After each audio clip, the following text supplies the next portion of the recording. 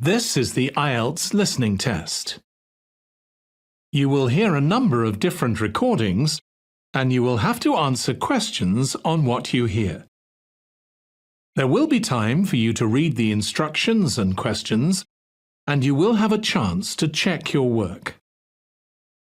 All the recordings will be played once only. The test is in 4 parts. At the end of the test, you will be given 10 minutes to transfer your answers to the answer sheet. Now turn to Part 1.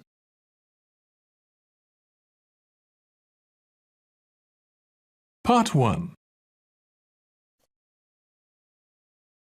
You will hear a telephone conversation between a woman and the secretary of a cycling club. First, you have some time to look at questions 1 to 4.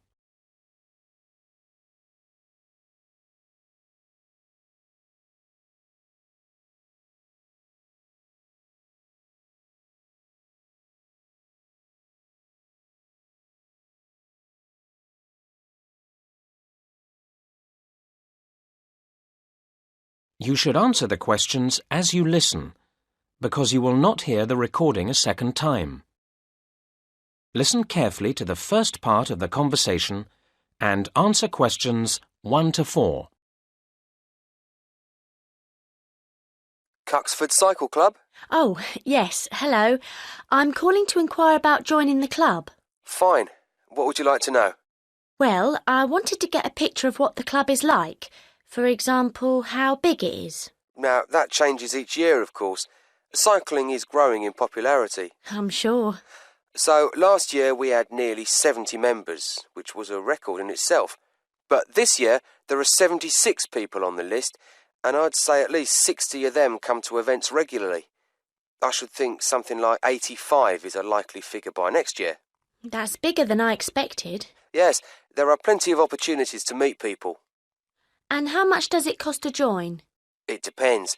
£40 is for standard members, and there are reductions for certain categories. For example, veteran and youth members pay £10 less, £30. And family membership works out at £25 per head. All those charges are per year. And youth means? Under 18. Oh, that covers me, at least at the moment. Then for safety reasons, your application will need to be endorsed, so your teacher or parent needs to sign your form. No problem. So what happens after I've sent the form in to you? We deal with it and get a confirmation of acceptance with a membership card out to you in 3 weeks. And then you're ready to ride. It lasts a year, and we send you a renewal 1 month before it's due to expire. OK. Before you hear the next part of the conversation, you have some time to look at questions 5 to 10.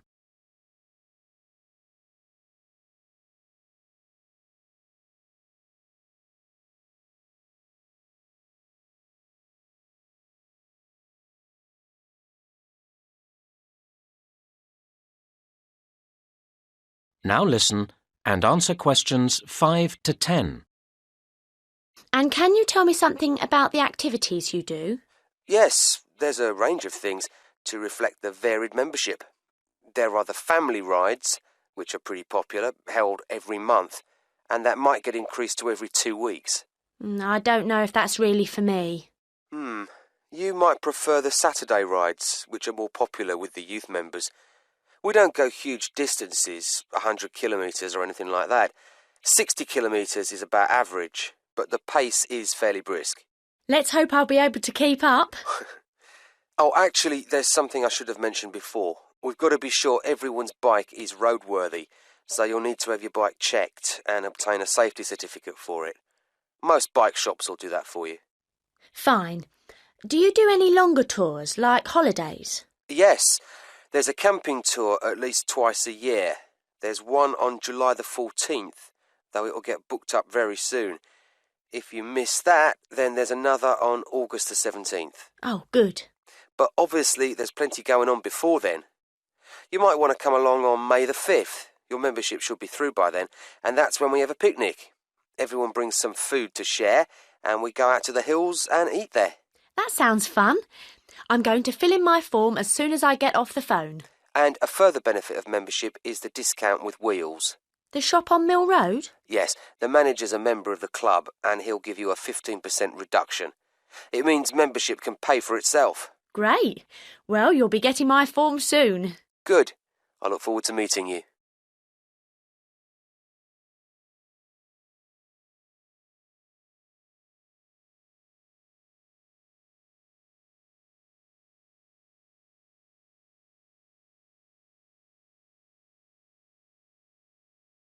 That is the end of part 1. You now have 1 minute to check your answers to part 1.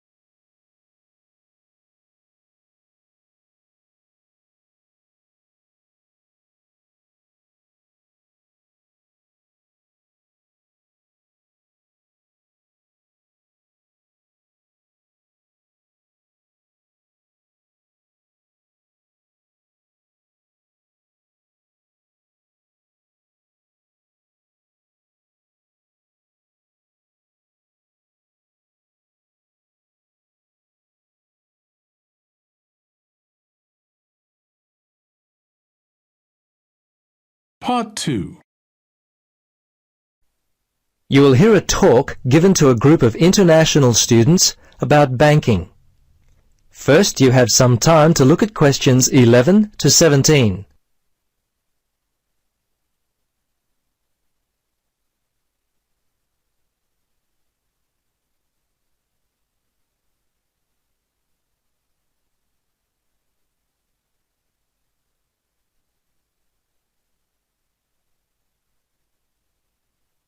Now, listen carefully and answer questions 11 to 17. Hello! Wow! Nice to see all you international students here today. Thanks for coming. I'm Penny from Finance. I wasn't expecting so many. They told me 30, but there must be at least 50. Anyway, for many, if not most of you, this is your first time in Australia. You may find our banking system similar to yours. Anyway, if you have any questions, could you leave them till the end? Okay then. Well, step 1 for most international students is to open an account. Some of you have brought cash over from your country, and having worked with international student accounts for many years, I can tell you that the money often goes missing.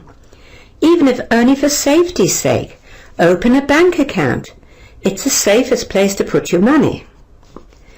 Now in Australia we have 4 main banks, and lucky for you, all 4 are within walking distance of the school. First off, in Scarborough Street we have the United Global Bank, or UGB as we call it. Next we have the International Bank. When you walk into Pacific Plaza, you can't miss the big red sign on your right. The Pacific Bank is located in Key Plaza, just 100 metres down the street, and Town Bank, another international bank, is in Southport Park.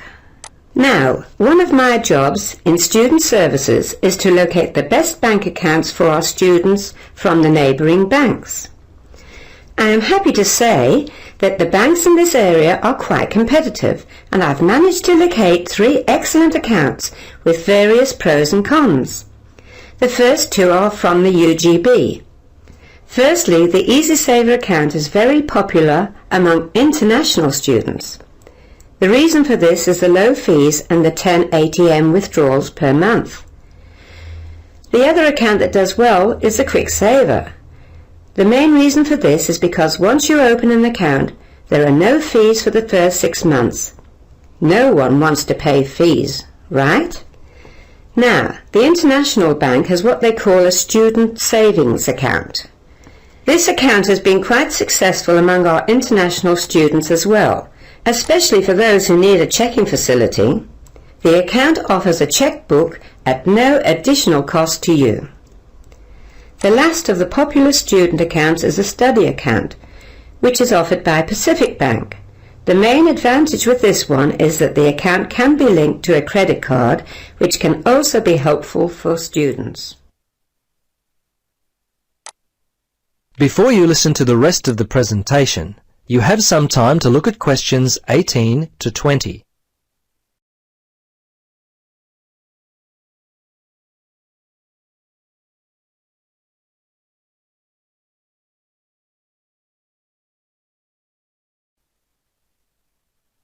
Now listen carefully and answer questions 18 to 20. A lot of people, when they go to a bank to open an account, take with them all sorts of documents. I've seen some students take restaurant bill statements, rental agreements, even video rental cards. Well, these are not suitable for opening a bank account. When it comes to opening an account, just remember the 100-point system.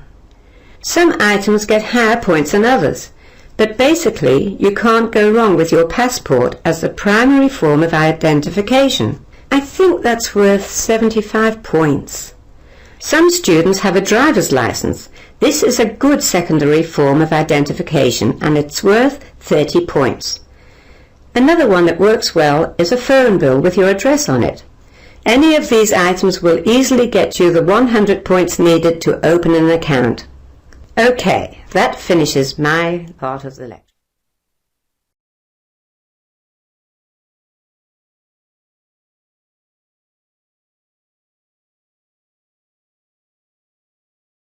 That is the end of part 2. You now have 30 seconds to check your answers to part 2.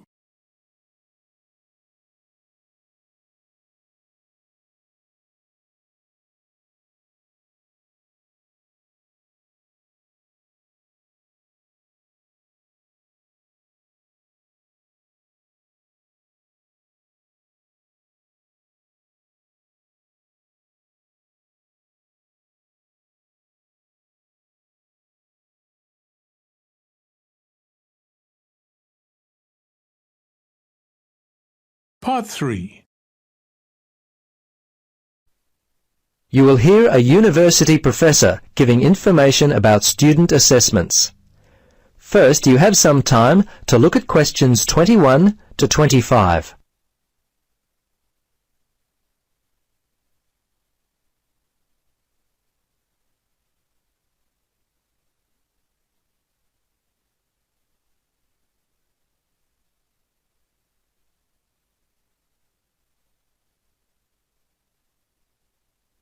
Now listen and answer questions 21 to 25. Okay, I'd like to take a moment now to talk about the assessment requirements for this semester. Firstly, as you can clearly see on your handout, there are 4 assessments this semester, an oral report, an essay and 2 exams. They're weighted 20% each for the oral report and the essay, and the remaining 60%, as you can see, is divided equally between the 2 exams. Yes, John? Yes, Dr. Thomas. Regarding the oral report, can we present this with a partner, or must it be handled individually? In the past, oral reports have been researched and presented in small groups of 2 or 3, but this year we've decided to try them singly and see how they go. We're certainly not locked into any one way. All we do ask is that you use PowerPoint for your presentations. The university has all the equipment you will need to deliver the presentation. Further details can be found at the library. Yes, young lady at the back. I noticed that there's no word limit given on the essay. Can you give us some more details about that? Actually, the limit is listed. It just happens to be on the next page. A technical problem with the printing. Now you'll be pleased to hear that we've reduced the word count on the essay from last year. Before it was 2,000, now it's 1,500. So that gives you some more time for your oral report. Right? Can you give us any indication of the topics that will be available? Not at the moment. None at all? I'd like to make an early start on it if I can. I'll have them ready by the next lecture. I can say that they will all be to do with the unit studied, so if you consult your course readings, you will be able to get a general idea. Before you listen to the rest of the discussion, you have some time to have a look at questions 26 to 30.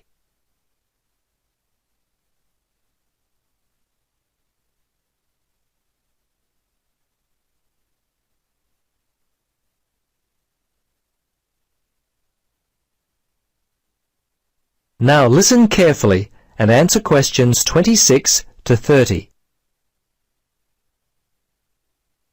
Now, I'd like to give you an idea about the dates for these pieces of assessment. In late June, the oral reports will be due. On the 21st of the following month, the essay will be due. Mid-semester and end-of-semester exams will be given. I'm not sure of the exact dates for those, but they will be during the standard exam weeks in July and September. I'll have more information about the exact date during those weeks by next Tuesday. The oral reports can often take up quite a bit of time. Please make sure you stick to the time limit. Most of you should go no longer than 15 minutes. Any more than 20 and you'll be penalised, and no one wants that, do they?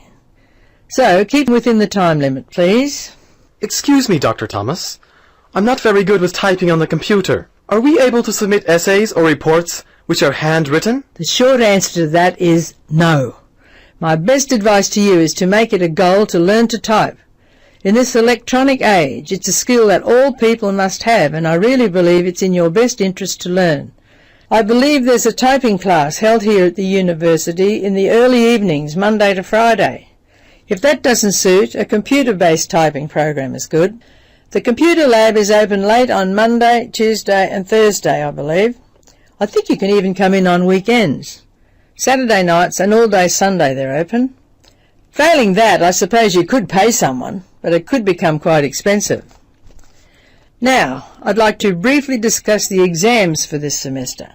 I'm a believer that if you are prepared to work hard, that means complete all homework tasks, be up to date with the readings and participate in lectures, you'll achieve your learning goals and pass this course. The exam questions are a combination of tasks assigned outside class time as well as, of course, the information we cover here in class. Well, I think that just about does it for the assessment overview. Are there any other questions?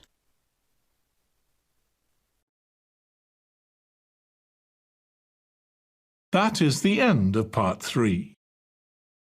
You now have 30 seconds to check your answers to Part 3.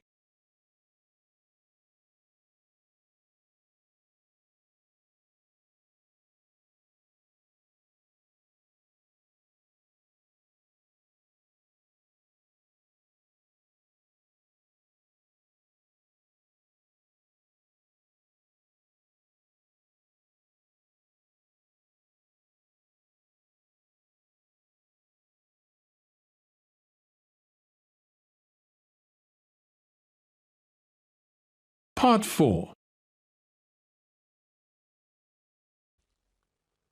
You will hear part of a lecture about the early history of cinema. First, you have some time to look at questions 31 to 40.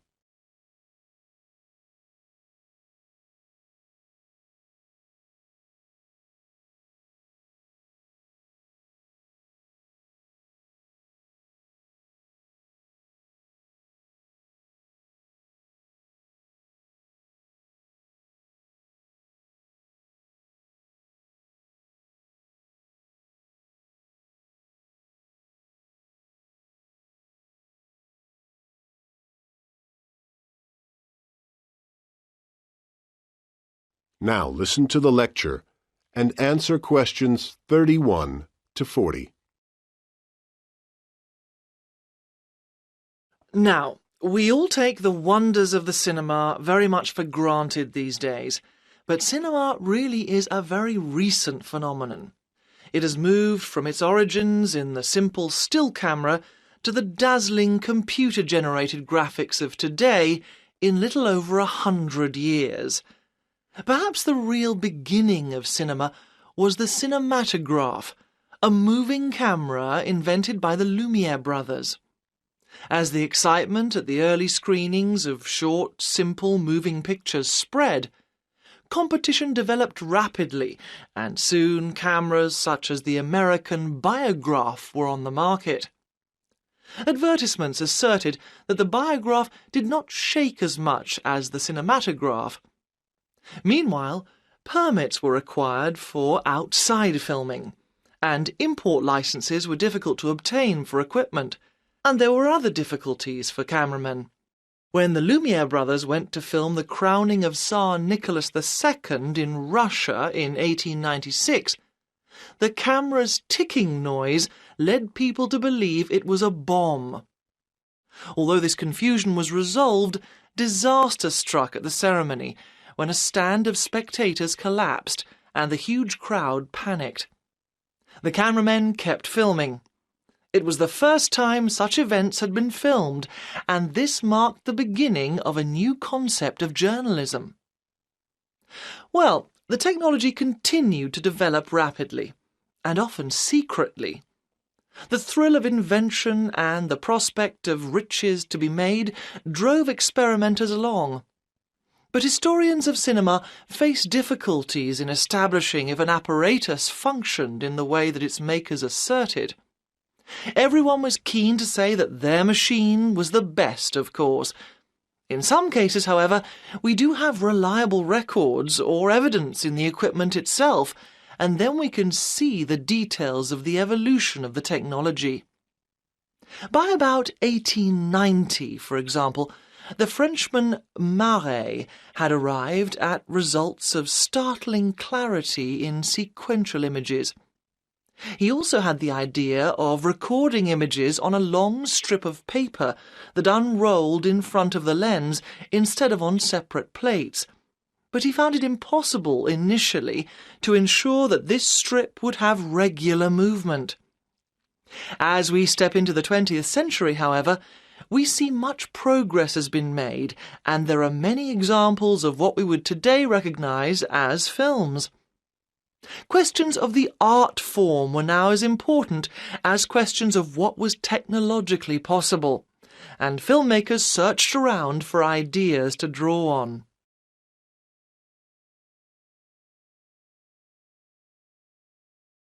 Comic strips were very popular at the time in newspapers, and their structure was applied to the planning of films, which were now being mapped in a series of picture panels.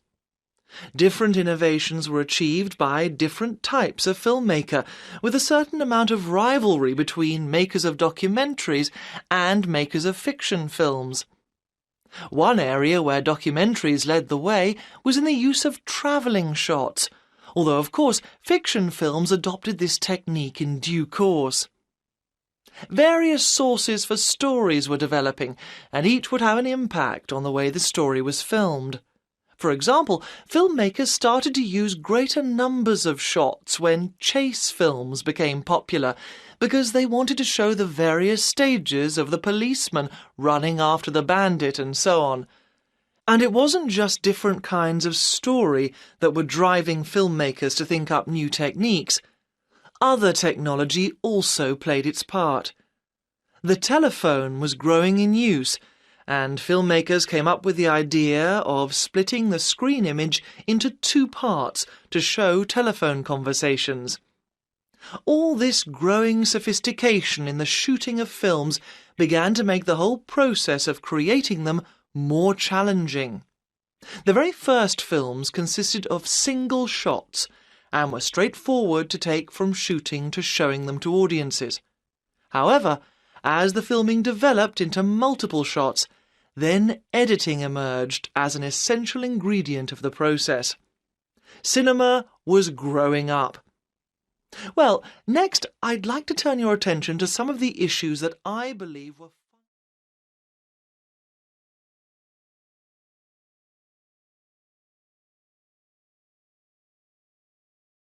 That is the end of Part 4. You now have 1 minute to check your answers to Part 4. That is the end of the listening test. In the IELTS test, you would now have 10 minutes to transfer your answers to the answer sheet.